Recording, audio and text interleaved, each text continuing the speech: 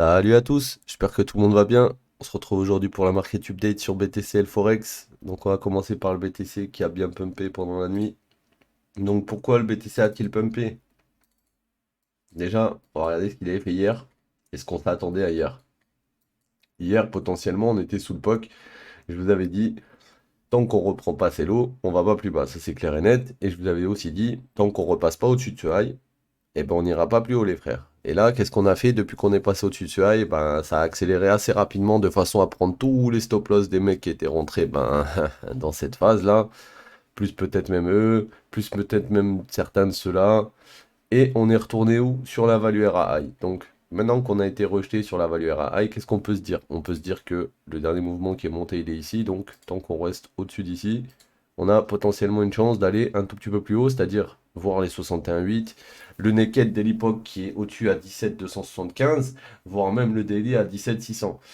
Si on reste dans la value RAI et qu'on commence à redrop d'ici, bon, bah à ce moment-là, on retournera sur le POC. Et du POC, on verra si on peut aller ensuite au-dessus. Mais à partir du moment où la value RAI elle est touchée, on va forcément regarder notre price action, hein, parce que si ça break après avoir touché la value RAI, ben, ça va nous amener à, ça va nous amener à un, comment on appelle ça, à un move vers le bas avec pour premier TP le POC et pour TP final la value RALO.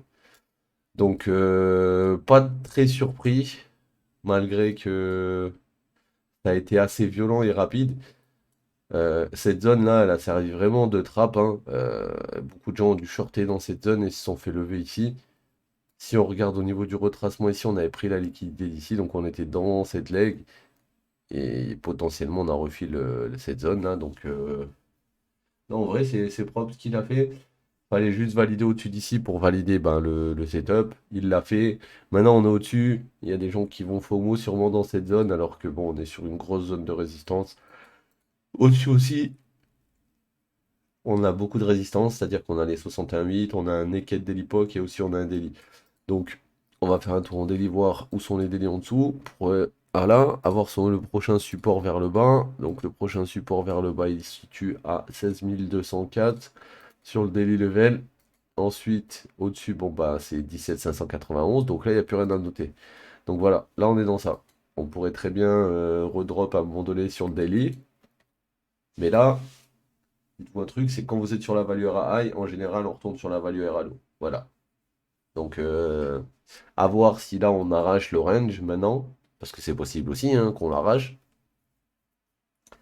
Mais pour l'instant, les probabilités voudraient que ben, on ait quelque chose comme ça avant d'avoir comme ça. Donc là, premier move vers le POC, on reteste et on descend.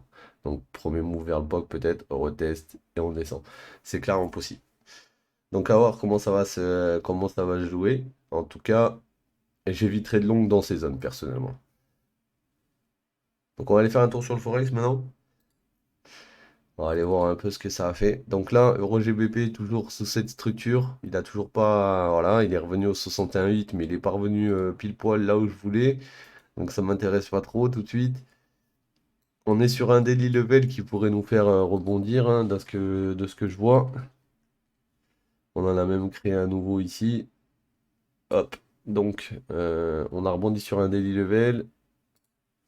On a un daily level ici qui pourrait servir de support, donc à voir dans cette zone, hein, parce que du coup ça serait en dessous de cette liquidité, donc si on revient dedans, intéressant à regarder. Maintenant, moi, ce qui m'intéresserait, ce serait plus cette zone. Donc Euro GBP, pour moi aujourd'hui, peut-être un long, mais encore, hein, c'est pas ouf.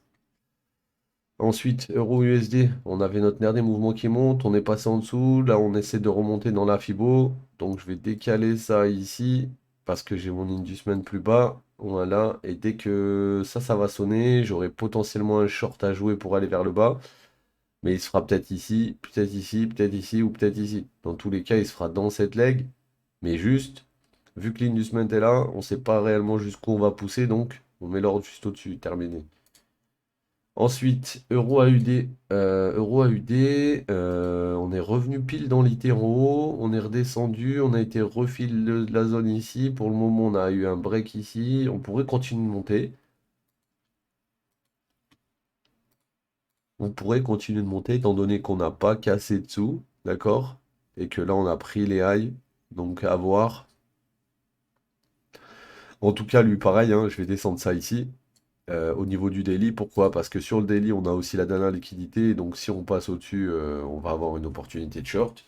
Donc là, ça intéresserait de regarder pour un short. Comme tu peux voir, j'ai une alerte aussi sur le daily en dessous, au cas où ça drop pour un potentiel long. Je vais éviter de le long ici, hein, même s'il m'intéresserait. Pour que je puisse le long dans cette zone, je vais attendre principalement que ça casse, ok?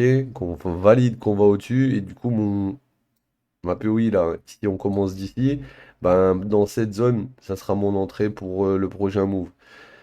Là, on n'est pas sûr qu'on va péter au-dessus ensuite. On peut très bien tout ravaler et casser le lot. C'est pour ça que on joue pas un 2. On attend que 2 cassent le haut de un et ensuite on peut jouer 3. Mais là, on peut pas là. Donc là, en long, c'est mort tout de suite. En short, ben, le retest, vous l'avez loupé. Il était au-dessus de l'inducement ici, donc il est passé. Ensuite, on a le GBP-USD qui nous a fait à peu près la même chose que l'euro, hein, c'est-à-dire qu'il nous a fait une wave vers le bas, qui n'a pas corrigé à 100% depuis. Donc on est monté au 61,8, on est redescendu quasiment au niveau zéro.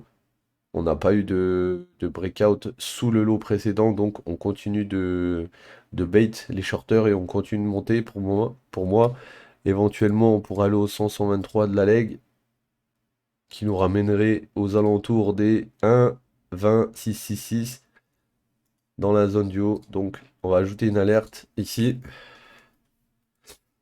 100%. Et là, on verra ce que ça fait quand ça arrive dans cette zone. Est-ce qu'il y a un short potentiel ou pas? D'accord? En tout cas, pour un long, ça serait un peu plus bas quand même, hein. Ça serait plus dans cette zone, hein, parce qu'en 15 minutes, là, on a de l'inducement. Si on va en une heure, on le voit un peu mieux.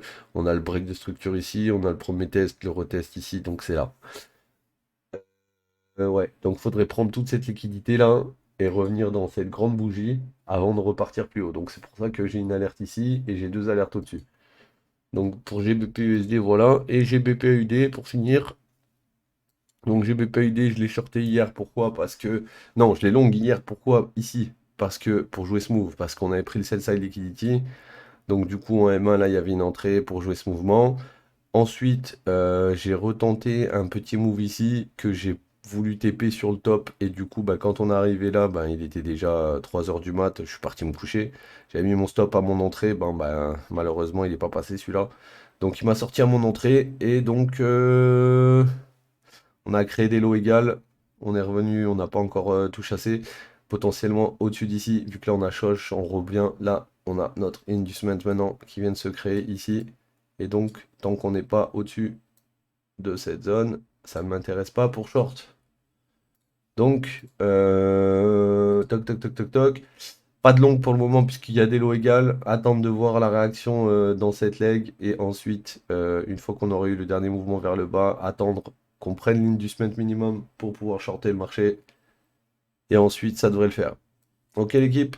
Donc voilà, c'était la petite market update d'aujourd'hui. J'espère qu'elle vous aura aidé et je vous souhaite une bonne journée. À demain. Ciao.